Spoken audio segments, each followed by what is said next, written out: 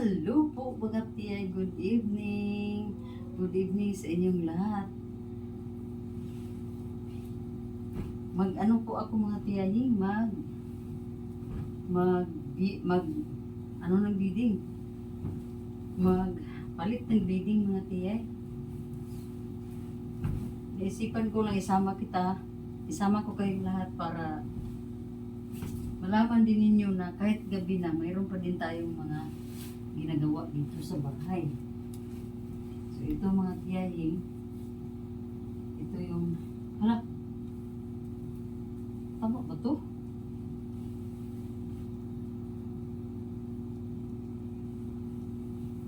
Saan ba ang tangin dito eh? Parang mali. Parang may mali mga tiyay. Hindi ko na alam kung saan ba ang tama dito. Ito siguro.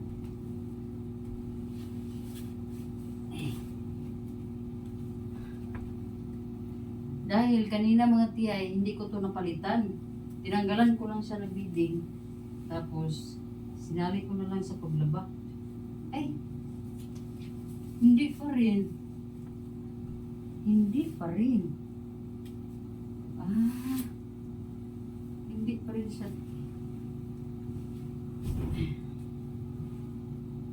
Saan bang ano dito?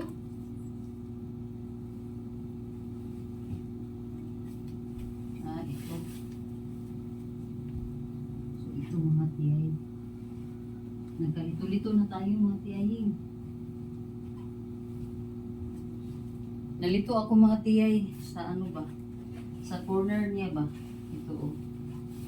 Itong pa-corner ng bidding.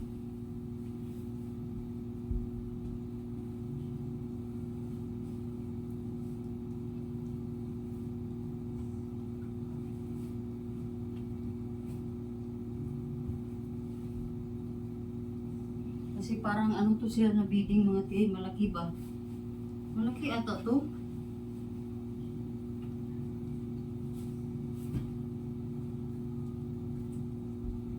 Sa palagay ko, malaki to. Malaking bidding.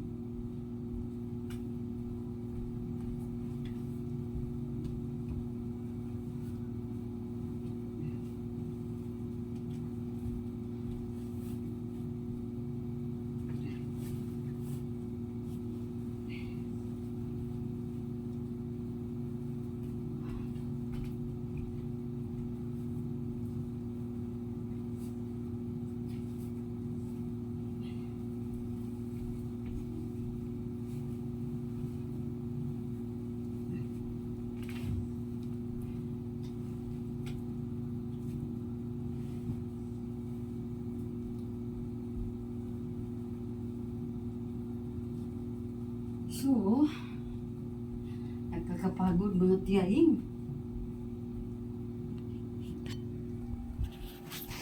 Tapos na po akong naghapbat. Nagkapaghapbat tayo dahil sa sobrang pawis natin kanina mga tiyay. Sa gabi lang tayo pwede maka-relax. Pero kahit na gabi may ginagawa pa rin ako. So, tika muna, pahinga muna ako. Mabigat kasi to. King size ata ang king size or kasi queen size itong bid namin mga tiyaying. And then sa palagay ko tika muna ha. So ayun na po mga tiyaying. Tapos na po tayo nagpalit ng bidding. At tayo'y makapagpahinga ng mga tiyaying. Hindi pa tayo kasi may evening routine ako mga tiyaying. Before ako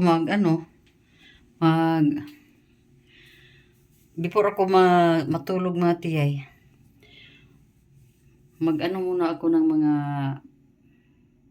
pa-beauty natin. Kahit na may edad na tayo mga tiyaying, dapat lang tayo din sa sarili natin. Mag-alaga sa ating mga sarili. Wala naman siguro masama kung tayo, kung alagaan natin ating mga sarili mga tiyay. So ngayon, mag-umpisa na ako sa deep cleanser natin. Skin Reborn itong gamit ko mga tiyay. Itong ganito. Ito yung ating deep cleanser na Skin Reborn. Eh, hindi ba pala ito na ano? Ano sila? Hindi ko pa nagamit to. So, kahit na sobrang pagod natin sa araw, during the day, maglinis tayo. Ganyan lang tayo maglinis ng ating mukha mga tiyaying. Kasi, nasanayan ko na tong gawin mga tiyay sa ilang taon, sobrang mga 2013. 11 years siguro. Abi? 2007 pala ako nag-umpisa ng magbenta ng mga products sa Busey International. Yung mga beauty products mga tiyaying. Ako ang nag-ano dito sa Valencia, sa lugar namin. Matagal. Hanggang sa yung kapatid ng may-ari ng Busey ay kinuha na niya yung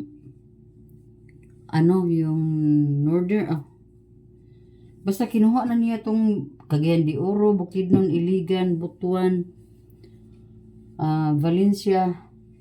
Kinuha na niya kasi kapatid siya ng may-ari. So diyan na kami sa kanya kumuha din ng mga products.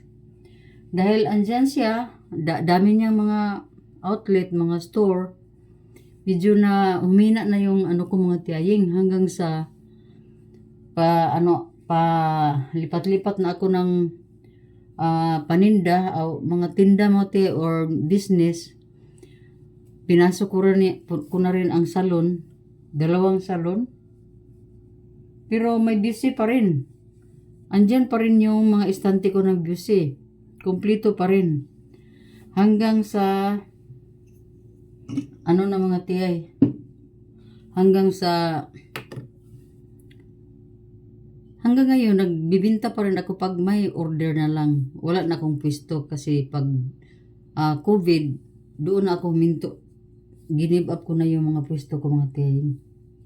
So, dahil nahirapan na ako na labas-masok dito sa bahay na may inaalagaan pa akong may sakit. So, yun ang nangyari. Na lang ako, deliver na lang yung ginawa kong pag negosyo, pero mahina mga tiyaying na.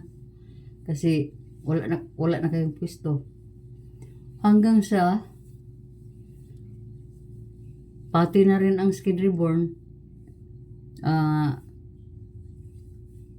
sa Busey pa rin International itong Skin Reborn. So ito na yung gamit ko. At kung may order sa akin, deliveran ko din. Yun ang ginawa ko mga tiyay. Dahil hindi ko talaga maihinto tong yung pang skincare natin. Kung hindi siguro ako nag-skincare mga tiyay sa edad ko, wala na. Diba kita nyo yung mga kapatid kong hindi sila walang paki sa sa sariling pag-alaga.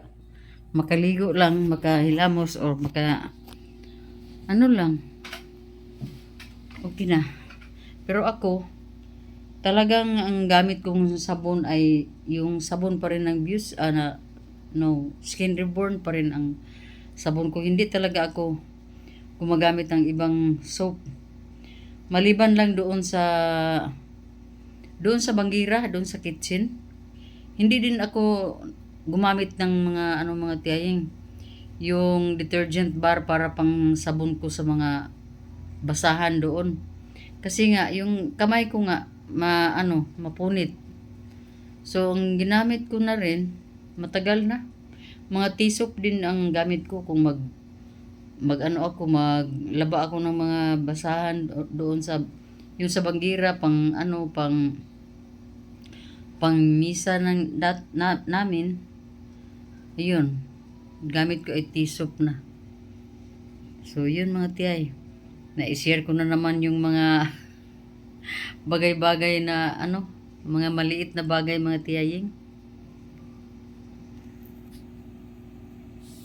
Good morning mga tiyaying. Good morning mga tiyay. Sana mga tiyay. Sa tiris sana ako pag good morning. Kaso lang sobrang lakas ng music doon sa bahay nila ni Nining. So ipakita ko na lang sa inyo mga tiyay yung saan ba sila? Ayan. Hindi man makita mga tiyay. Sila Dito yan sila nakatira sa bahay namin mga tiyaying. Pero ngayon, na enjoy na rin nila yung bubong ng bahay diyan sa kapitbahay namin sa likod. 1, 2, 3, 4, 5, 6. 6 sila siguro. Nagpartner yun sila mga tiyay. So dito medyo very quiet yung lugar dito sa baba. Sila lang yung nandyan Walang tao pa kasi dito sa kabilang bahay. Walang tao yan mga tiyaying. Kasi hindi pa sila nakapag-blessing sa kanilang bahay at inaantay pa nila yung anak nila mga tiyay. So, ayun tayo mga tiyay. Ganito lang ang paura natin this morning. At ako'y bababa na dahil ewan ko na Jiki, sabi niya kagabi wala siyang pasok. Ngayon, sabi naman niya mayroon. Hindi ko pa alam. Pero nag-ano na siya doon, nagsaing na siya. So, ngayon, tapos na po akong mga tiyaying naghilamos. Na tayo? Bababa na tayo mga tiyay. So, yun. Hello, good morning. Dahil ako'y nag-iisa dito, nandun pala si Walter kasi natutulog pa. Ako ay nagbalat ng itlog. Ito yung breakfast natin natin. Pero kakain talaga ako ng rice. Hindi lang damihan. Meron pa tayong pipino, mga ganun. Sa morning ito mga tiyay. Kain tayo kasi ang dami natin gawin. Dami tayong trabaho dito sa bahay. Kuha pa ko ng pipino ko. Ito mga tiyay. Putol. Isang na lang.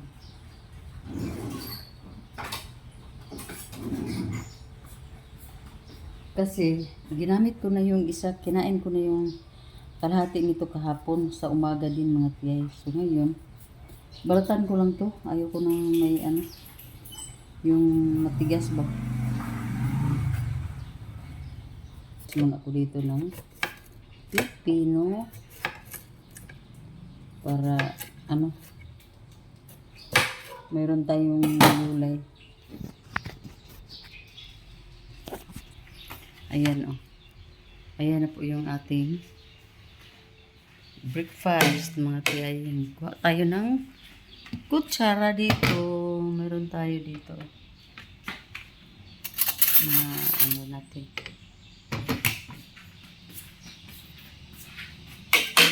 Ayan na mga tiyay.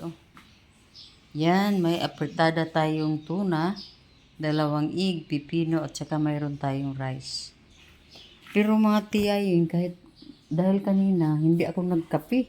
Ngayon, mag-try muna tayong mag-kape. Kape na lang tayo. O tayo dito. Saan ba dito? Ito na lang siguro. Ito, malaki to.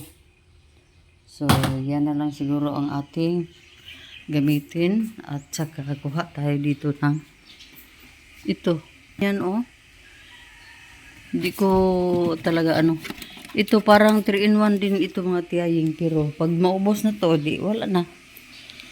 Antayin na lang natin maubos. So, mga tiyaying, antayin na lang natin na mainit na yung ating ano, itong para pangkape natin na tubig. At saka ganito ang ano namin dito sa morning. As usual, may kalat pa rin kasi hindi pa na gawa ni Rimrim yung dapat niyang gawin mga tiyay. Tapos na po ako nakapaglibot-libot dito sa ating bahay. Yung mga aso natin na alagaanan natin, na ipalabas na natin sila, naligpit na natin yung mga kalat nila. At tapos na silang nag-breakfast mga tiyaying. At nakapag ano na tayo, nakapag walis na tayo sa labas ng ating bahay. So ngayon, dahil mainit na ata to, so kunin na natin mga tiyay.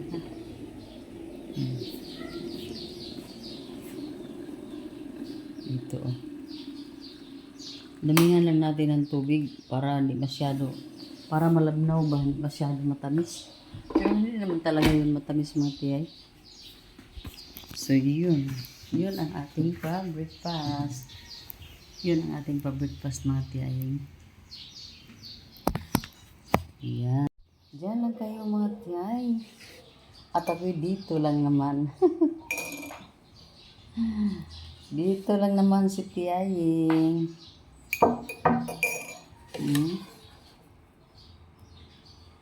Medyo madami-dami ata itong kuwan ko, rice. Pero mga 1 cup lang to. Estimate ko 1 cup.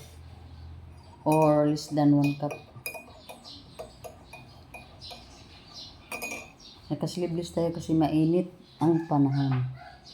Walang hindi masyado malakas si haring araw, pero mainit ang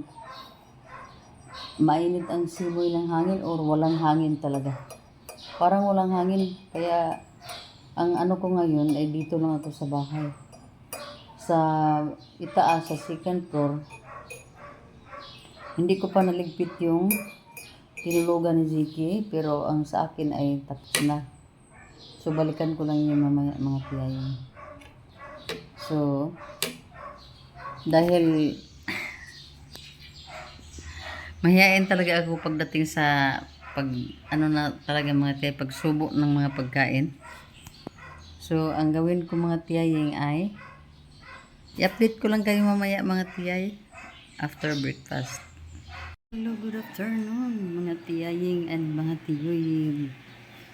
As usual mga tiyay, hindi ko na lahat ipakita sa inyo yung mga ginagawa ko mga tiyay, pero ayun o, sa likod at sa dito banda mga tiyay, ayan na po yung mga laundry natin doon, at saka doon sa likod ng bahay nandoon yung mga mga habol at saka bidding natin mga tiyay, kasi hindi ko na sinagad yung pag-dry dito kasi may init naman mga tiyay.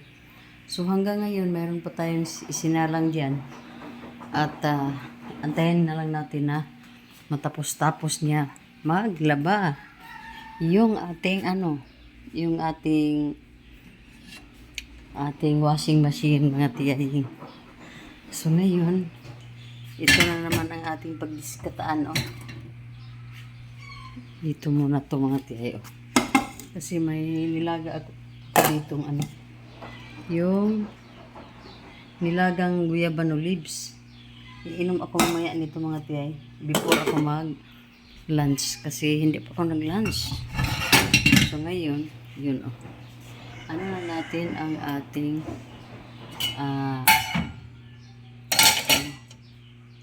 burner.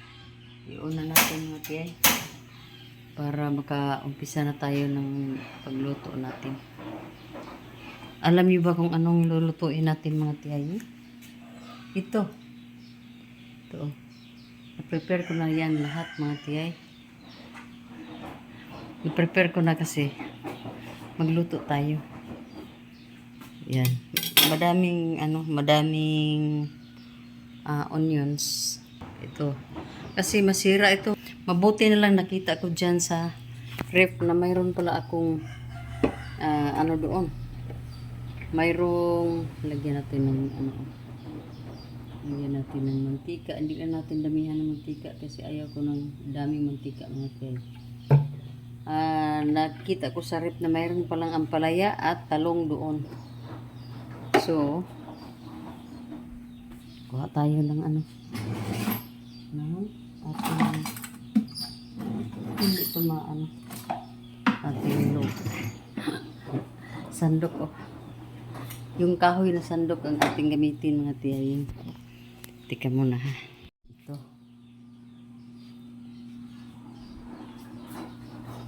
Daming mga mga lamok ngayon. So ito, lagyan ko lang to ng 2 itlog siguro mga tiyayin.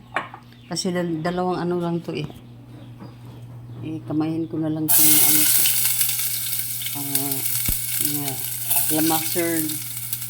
Yan lang ang lamasern mayroon tayo dito. Walang kamatis. Hinaan natin ito.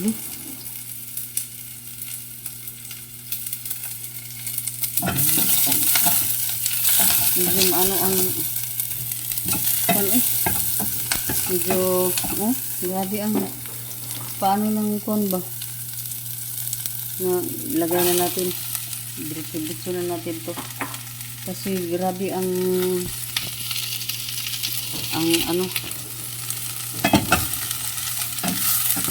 gusto ko ganito lang pagka mga tiyayin. Ayaw ko yung basa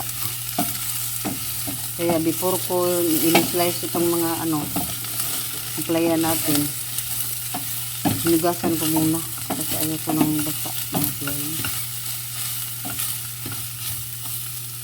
Ayan.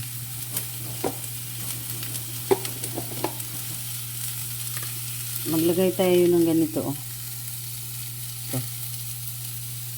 Parang na rin ito mga tiyay, parang tawag yan parang magic sarap lang ba sa Japan yan mga tiyayin. So, ganito lang.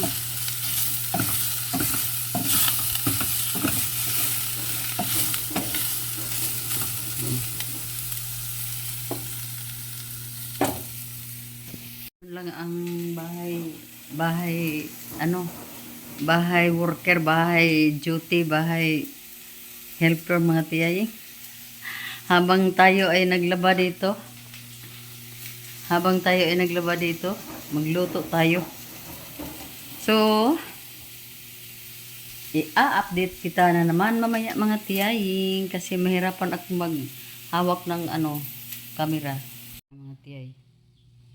Malapit nang matapos tong ating nilutong itlog. Yan na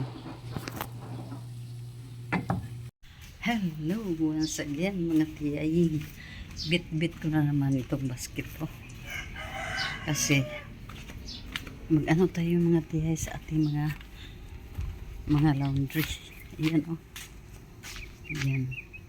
yan yung mga beddings at habol natin mga tiyay. So atin kunin na kasi parang uulan na talaga ngayon mga tiyay. So ganito ang itsura ni iyong tiyay.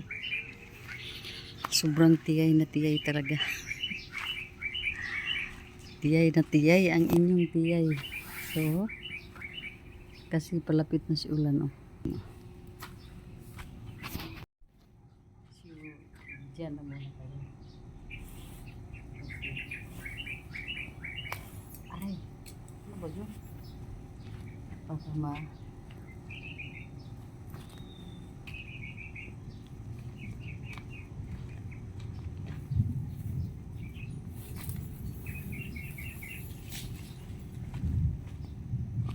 Ulan na talaga. So, nakuha na natin yung ating mga habol at saka mga kumot at saka mga tiyay. Yung bedding natin. So, dito, hayaan na natin siya dyan. Hindi pa masyado tuyo mga tiyaying. So, yan natin. Ano ko doon sa itaas mga tiya, nag-relax sana ako ba. Kaso, yun nga, ugali natin hindi makatulog kung araw. Hirap nga sa gabi. Araw pa kaya mga tiya. So, ayun. Hindi naman siguro tumabasa sa ulan. Kasi medyo malayo na siya ba.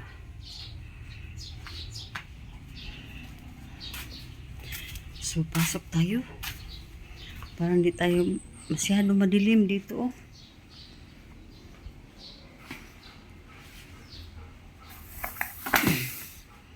Mamaya na natin to yan tupiin. Pailaw tayo mga tiyaying para maliwanag tong ating bahay. Pati dito, oh. So, yun. Doon ka na, Luka. Si Luka unti-unti nang pumasok, oh. Tingnan natin si Sky. Ayan si Sky.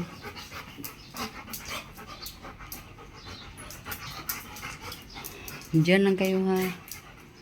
So, yun ang ating mga tiyaying, oh. So, anong gawin natin ngayon? Anong ulamin natin ngayon? Kasi may estudyante tayo. Prito kaya tayo ng no? Ano kayang prituhin natin, ha?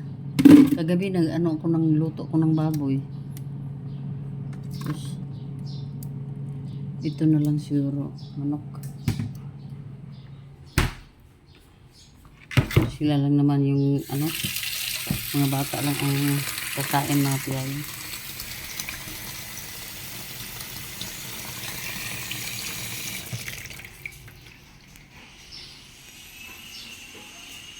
So, dyan sa kabila, oh.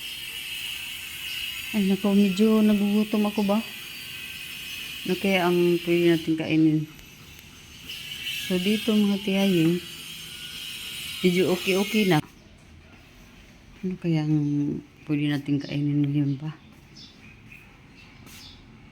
So ngayon mga tiyaying, sure ako na bubuhos yung ulan, oh. Grabe ang kapal ng ng ulap. Maitim na maitim. So sure ball na ang ulan. So ngayon, ang problema ko lang itong Uy, wala pala dito si Walter. Umalis si Walter. Paano ko mailigpit yung yung simento ba? Mabigat yun. Nako. Umaya na kayo, ha. So ngayon mga tiyay, dahil isa lang ako dito sa bahay, wala akong dito. Kain lang siguro ako ng isang biscuits. Mayroon naman tayong mga tinapay, pero ayaw ko ng meron pa akong mga biscuits dito. So ito.